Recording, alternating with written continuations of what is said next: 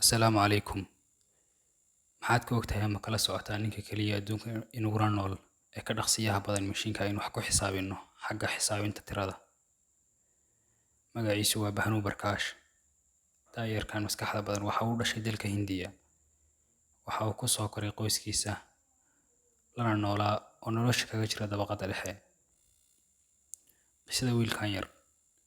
Bahnu markii uu jiray 5 sano waxa uu galay shil baabuur.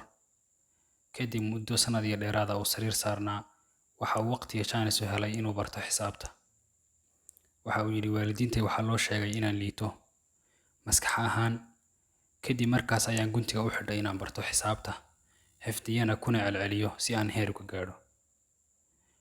20 sano jirkan waxa uu ku guulaystay bilad dahab ah kadib markii uu ka qayb galay tartan xagga xisaabta ah, weliba xisaabta lagu xisaabinayo dhanka maskaxda. waxa uu sheegay Bahnu inuu una helin dhiirigelintii loo baahnaa ama dhiirigelintii looga baahnaa dad kale maskaxdan oo kale. Bahnu waxa uu ku jiraa dadka in badan ku celceliya in loo ololeeyo lana dhiirigeliyo dad kale awoodaha maskaxeed. Bahnu waxa uu sheegay mar la wareystay inuu jecel yahay inuu samaysto ganacsi ama shirkad isaga u gaara oo uga soo xaroodaan dhaqaale uu isagu gooni u leeyahay.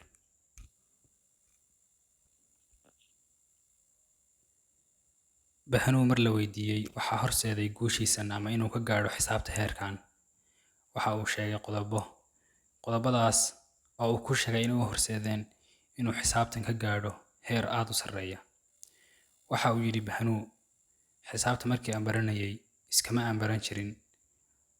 aan soo fadhiisan jirin miiska, macalinka ma aan dhegeysan jirin qura, laakiinse waxaan ku dari jiray buu yidhi darsiga aan dhigto inaan xifdiyo, in aan sida uu yahay dhakada uga qabto, inaan tiro kasta meesheeda ku xifdiyo.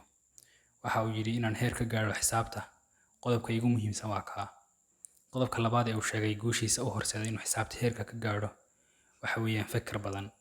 waxa uu yidhi xisaabtu waa wax maskaxda lagu baranayo, waa wax u baahan fikir gooniya, waa wax u baahan in laga fakaro oo xisaabtani si ay ku imaanayso, sida ay u ekaanayso, sida ay u dhacayso in laga fakaro u baahan.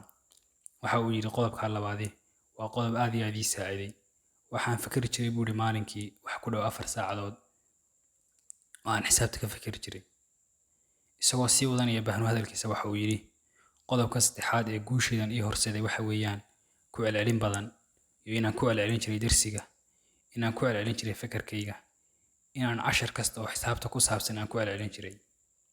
Bahnu waxa uu sheegay qodobadaas inay una horseeday guushiisa inuu xisaabta ka gaadho heer. waa sida uu sheegay Bahnuye. Bahnu mar la weydiiyey maxa ay tahay mustaqbalka aad ka leedahay xisaabtan aad saa u baratay, xisaabtan aad ka gaadhay heerka, maxa ay tahay mustaqbalka aad ka leedahay? su-aashaas isagoo ka jawaabaya ayaa waxa uu yidhi Bahnu, muhiimadaydu ma aha buu yidhi inaan rikoor cusub jebiyo oo aan helo bilado badan, inaan xaflado badan ka soo qayb galo, inaan u tartamo dhanka maskaxda ninka ugu xifdiga wanaagsan xagga xisaabta. waxa uu yidhi rajadaydu taa maaha, laakiinse rajadaydu waxa weeyaan in aan yareeyo cabsida ama baqdinta laga qabo xisaabta noocyadeeda kala duwan.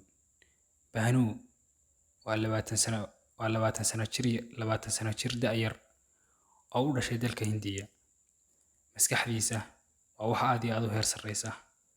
waxa uu sheegay qof kastaana waxa uu xifdiyo ama waxa uu ku celceliyo inuu heer ka gaadhayo.